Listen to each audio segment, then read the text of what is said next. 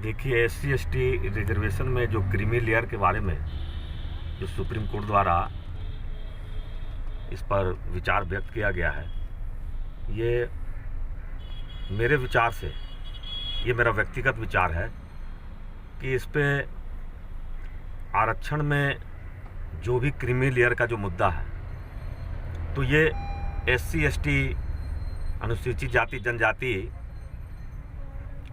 से संबंधित जो ये मामला है, इसको उनके ऊपर ही छोड़ देना चाहिए कि क्रीमी लेयर के बारे में वो खुद निर्णय ले और स्वैच्छिक इसे कर देना चाहिए कि वे स्वेच्छा से जो क्रीमी लेयर के दायरे में आते हैं उन्हें स्वेच्छा से इसे त्याग देना चाहिए। अपने जो इनके मुख्य जिनके लिए कार्यक्रम बनाया गया है, ये आरक्षण की सीमा जो उनको दी गई है, ये अपने गरीब जो तबके के अनुसूचित जनजाति जाति से संबंधित रखने वाले हमारे भाई हैं, उनके लिए स्वैच्छिक कर देना चाहिए। जिस तरह से गैस सब्सिडी के मामले में नरेंद्र मोदी जी ने स्वेच्छा से छोड़ने का आग्रह किया था, तो मेरा विचार है कि ये भी एक तरह का स्वैच्छिक कर देना चाहिए कि चाहे तो वो स्वेच्छा से इसे छोड़ दें।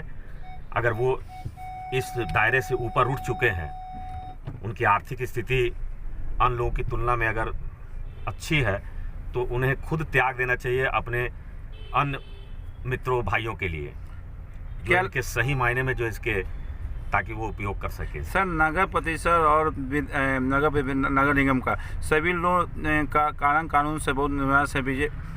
क्या कहा चाहते हैं? रीति नवीन भी की है इसमें।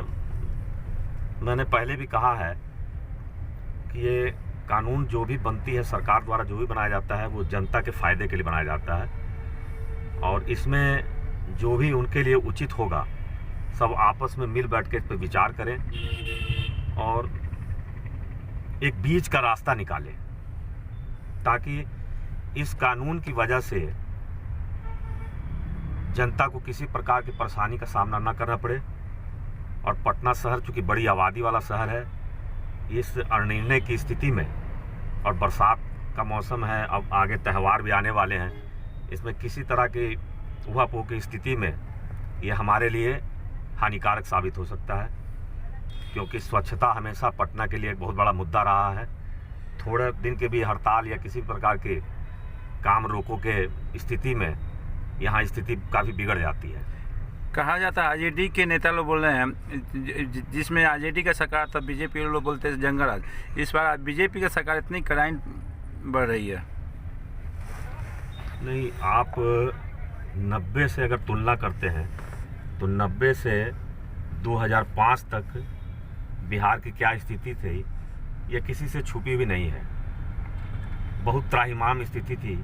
मैं अपने जानने वाले लोगों के बारे में बताता हूँ कि कम से कम मेरे जानने वाले सिर्फ पटना से ही हजारों लोग पलायन कर गए, जिसमें मरवाड़ी समाज से लोग, सिख समाज के भी बहुत सारे भारी पैमाने पर लोग यहाँ से पलायन कर गए बिहार से, और सब गुजरात, पंजाब और छत्तीसगढ़ अन्य राज्यों में जाके शिफ्ट कर गए।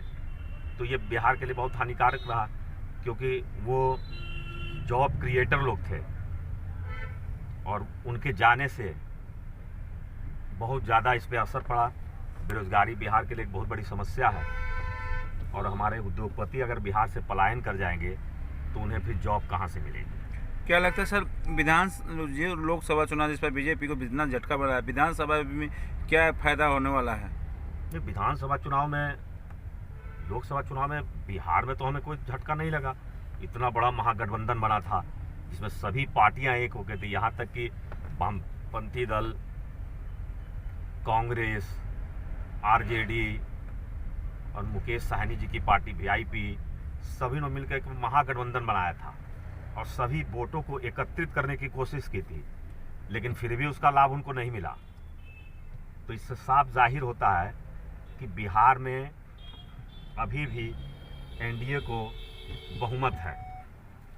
क्या लगता है सर, जो बीजेपी के अध्यक्ष बने हैं, इसमें क्या लोकसभा चुनाव में बहुत फायदा होगी जनता के? विधानसभा चुनाव में, आने वाले विधानसभा चुनाव में मुझे पूरी उम्मीद है कि दिलीप जायसवाल जी के नेतृत्व में भारतीय जनता पार्टी पूर्ण बहुमत की सरकार बनाएगी बिहार में, जदयू और भाजपा के गठबंधन, और जिसमें उपेंद्र कुशवाहा जी भी हैं और साथ में जीतन राम मांझी जी की भी पार्टी हमारे साथ है।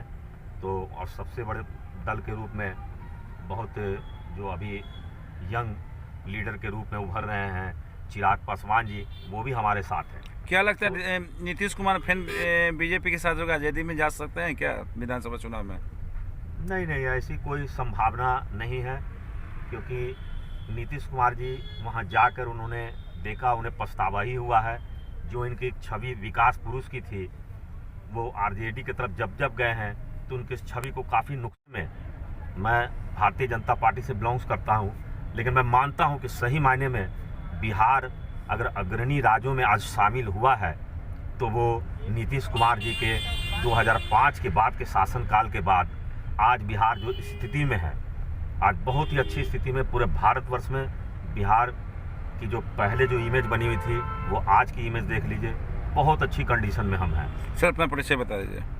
हरजीत सिंह, भारतीय जनता पार्टी अल्पसंख्यक मोर्चा।